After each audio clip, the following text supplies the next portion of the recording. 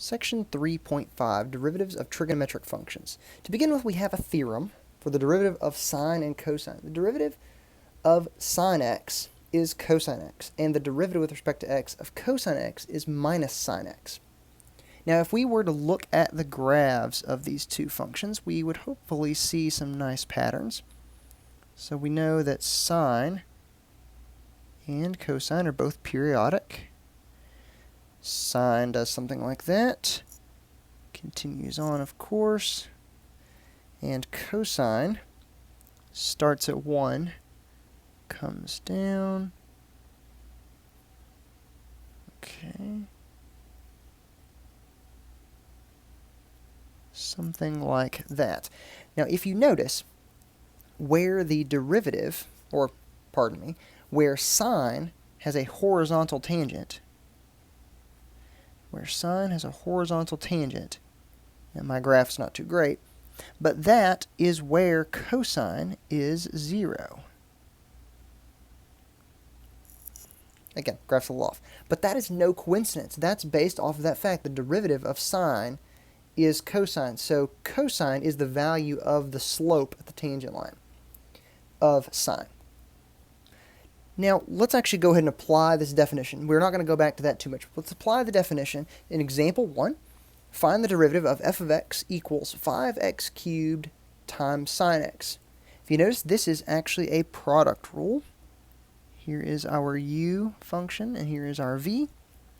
Now, the product rule is u prime times v plus v prime times u.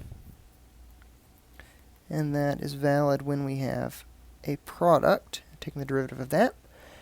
So if you notice, let's go ahead and write out u prime is 15x squared, and v prime is cosine x per our theorem above.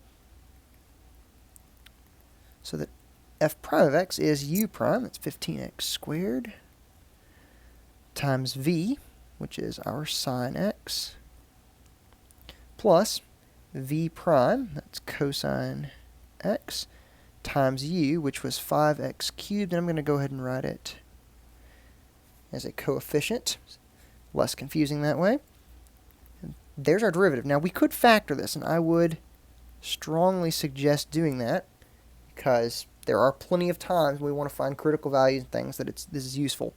So we can take out a 5x squared, which leaves us with 3 sine x, and an x cosine x. And that is our derivative.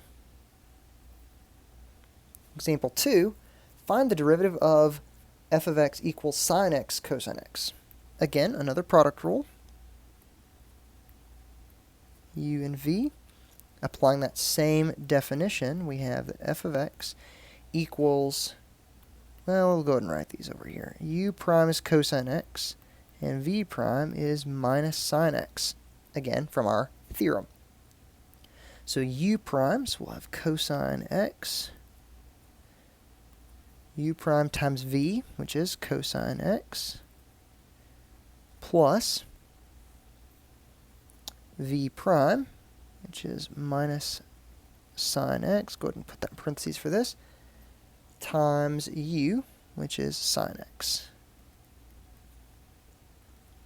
So it seems we have cosine squared x minus sine squared x as our derivative. Example 3, find the derivative of f of x equals sine x tangent x. Well, first we need to note that tangent is sine over cosine. So that this function is sine x times sine x over cosine x.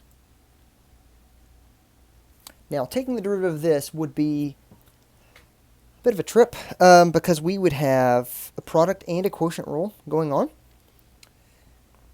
So, I'm going to go ahead, well, actually, let's go ahead and do that. We're going to do this with a product and a quotient, although I'm going to rewrite this as sine x sine x over cosine x. Go ahead and do that. Right, so the derivative of our numerator. Right, let's see. I'm going to go ahead and say this up here, sine x. So the derivative of just our numerator. Let's go ahead and notate it that way. Will be, based on our product rule, sine x times cosine x plus, and then we'll have cosine x times sine x. So I'm going to go ahead and write it the same. So that this is 2 sine x cosine x. Okay, that's the derivative of our numerator. Derivative of our denominator is going to be minus sine x. So that makes our derivative. Well, I also need to write the quotient rule, don't I? So we've got a lot of reference material here.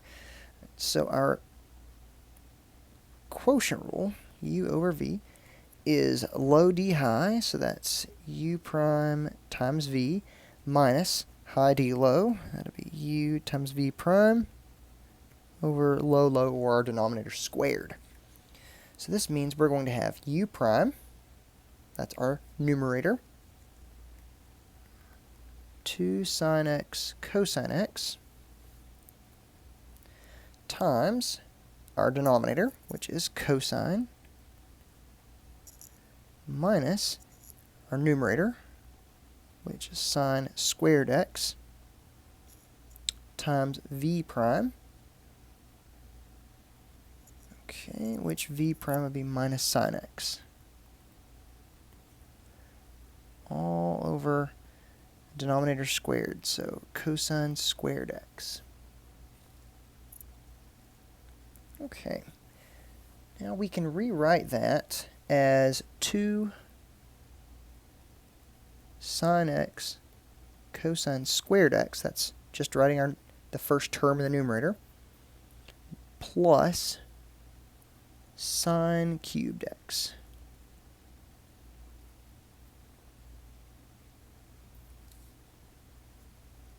Okay, all that over cosine squared.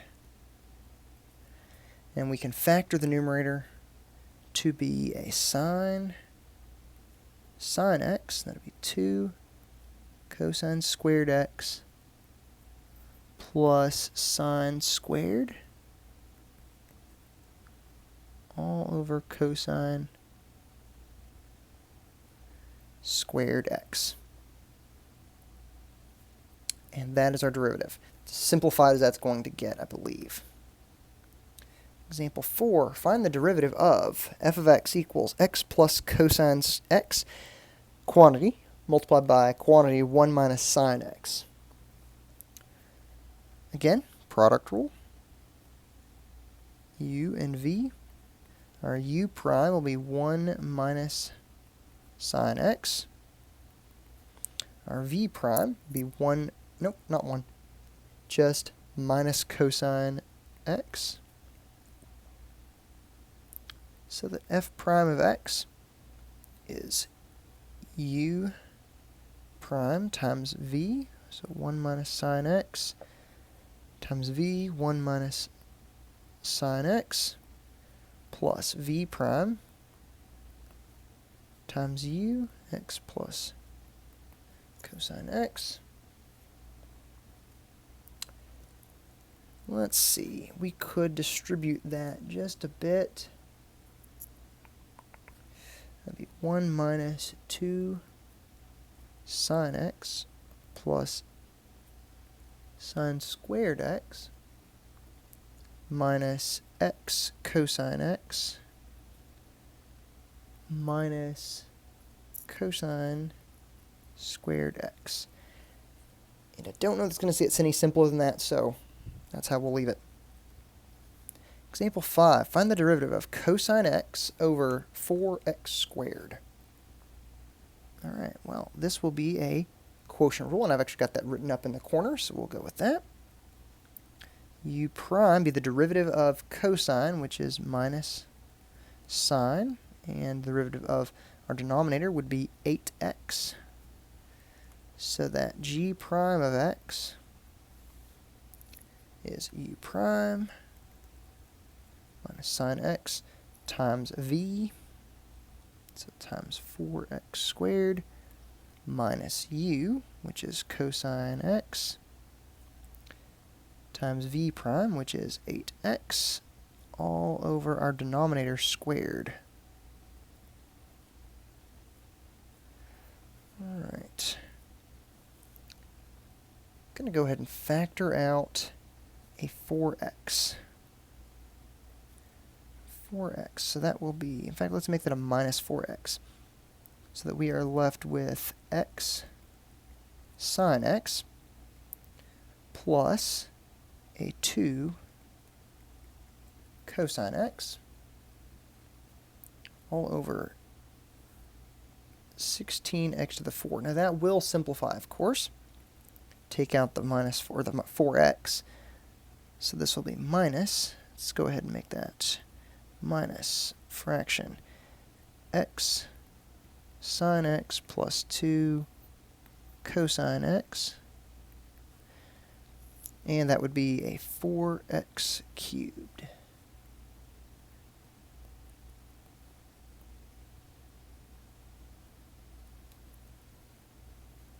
All right, example 6. Find the derivative of x divided by cosine x. Again, this is a quotient rule. We get to use the same tricks over and over again. U prime is 1, v prime is minus sine x, so that f prime of x equals low d high, so cosine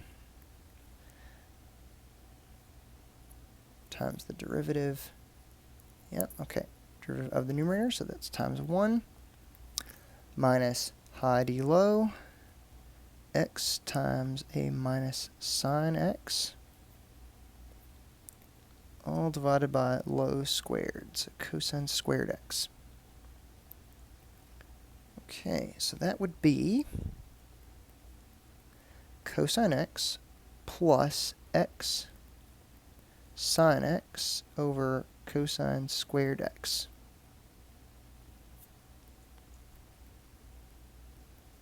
And there's our derivative. All right, example 7. Find the derivative of f of x equals x sine x minus cosine x. All right, we do have a product rule built in here. Now the second part of that is just going to be, plus sine x. That's all we get for that.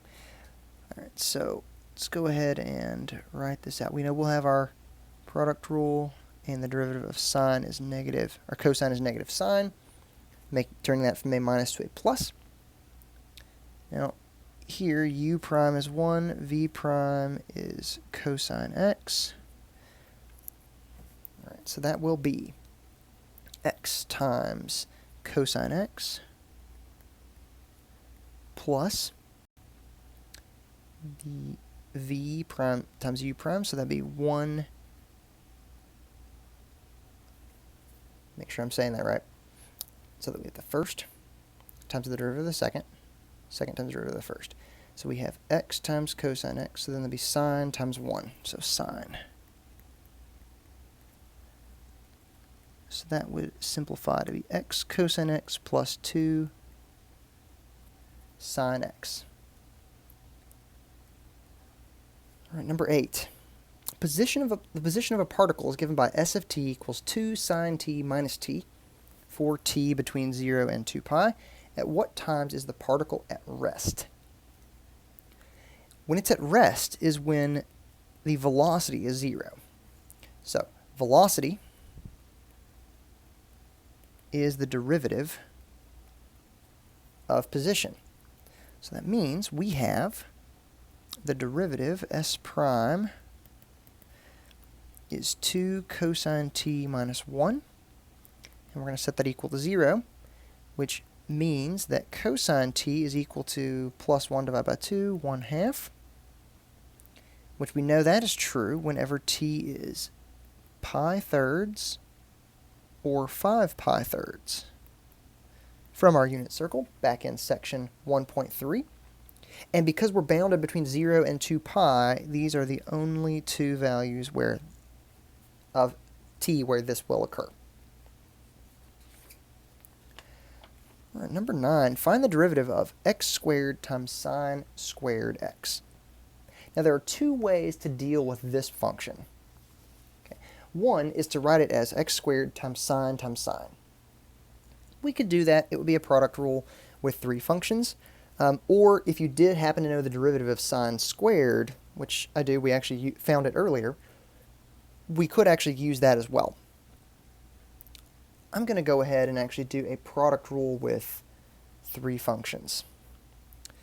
All right, since we haven't talked about the chain rule yet, that would be the best way probably.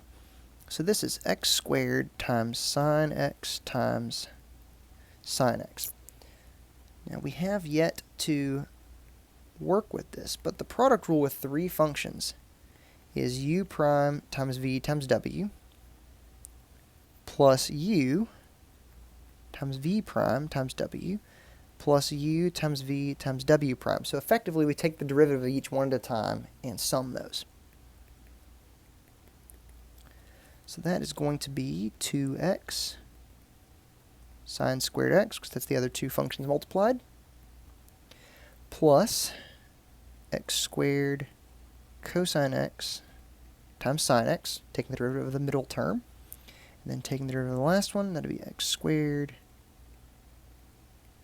times cosine times x squared times sine x times cosine x, which if you notice becomes 2x squared, let's make that sine x cosine x.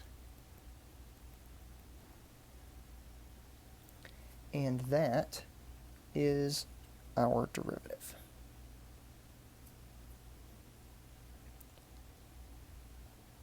Example 10, find the derivative of f of x equals tangent x. To do this, we first want to write this. We're actually proving the statement in this theorem below. We're going to write this as sine x over cosine x. And treating that as a quotient rule, u prime is cosine x, v prime is minus sine x.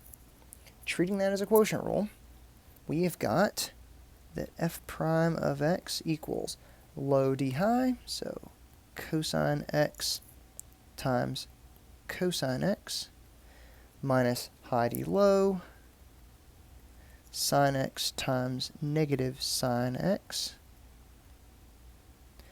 over low cosine squared x. Well, this is cosine squared x plus sine squared x over cosine squared x. Well, sine squared plus cosine squared is 1. That's the Pythagorean identity. So this means this is 1 over cosine squared x, which is secant squared x, which is the first derivative in that list. So that is actually a proof of this using other derivatives. Often turns out like that. Example 11 says find the equation of the line tangent to f of x equals cotangent x at x equals pi fourths. Now if you notice, we have actually the derivative of cotangent listed. All right, so we want to find the slope at the point, let's go leave that as x first, of cotangent x. Alright, well, the derivative of cotangent is minus cosecant squared x. Now, evaluating that at pi over 4,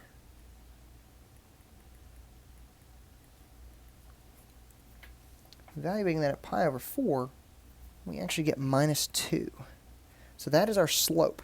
It's the slope of our tangent line. Now we'll go to point slope form. Y minus y1 equals our slope. Let's actually write it like this. F of A equals f prime at A times x minus a. That is the calculus version of the point-slope form. Oh, we actually need a point here. So this is our a value. So f of a is cotangent of pi fourths, which is 1.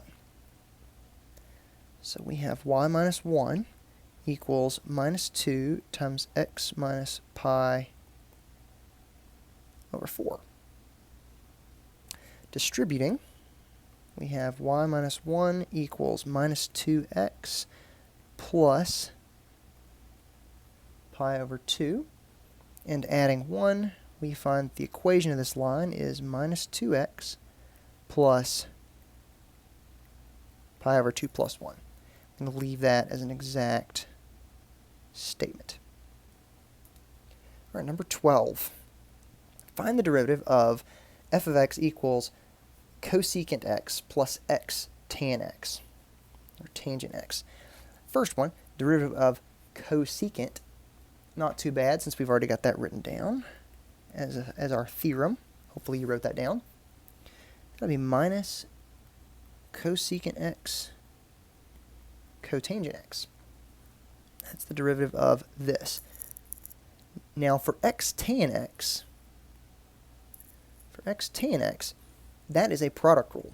Okay, so we'll take the derivative of x, which is 1 times tangent x, plus x times the derivative of tangent, which was secant squared x.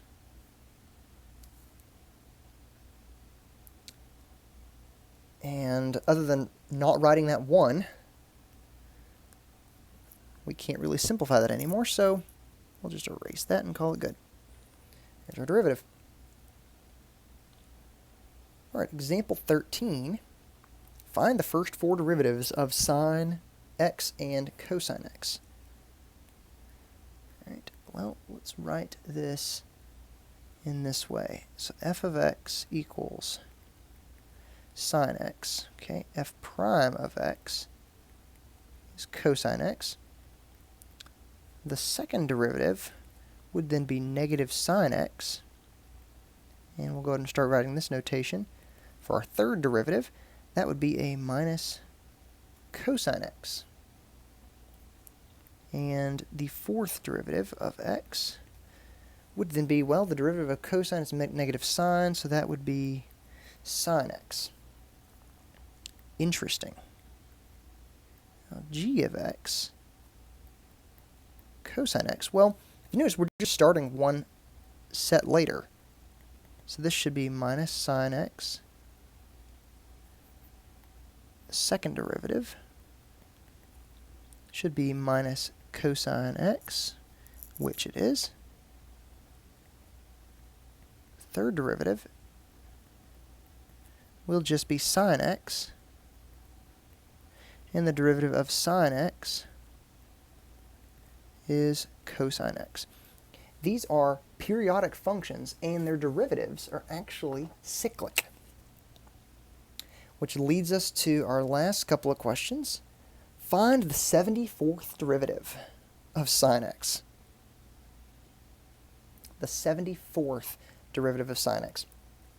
Now, if you notice, every 4 derivatives, the derivative of sine comes back to sine. So if we could take multiples of 4, we could actually cut off some of those values. So for instance, this would be equal to the 70th derivative.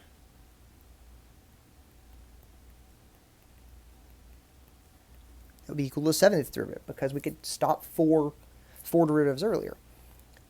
So let's see how close we can get to 74.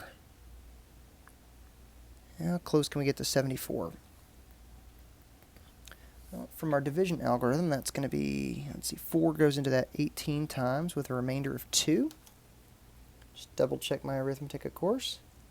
4 times 18, 72. Okay, so that means that this is going to be equal to the second derivative. The second derivative, which, if you recall, was negative sine x.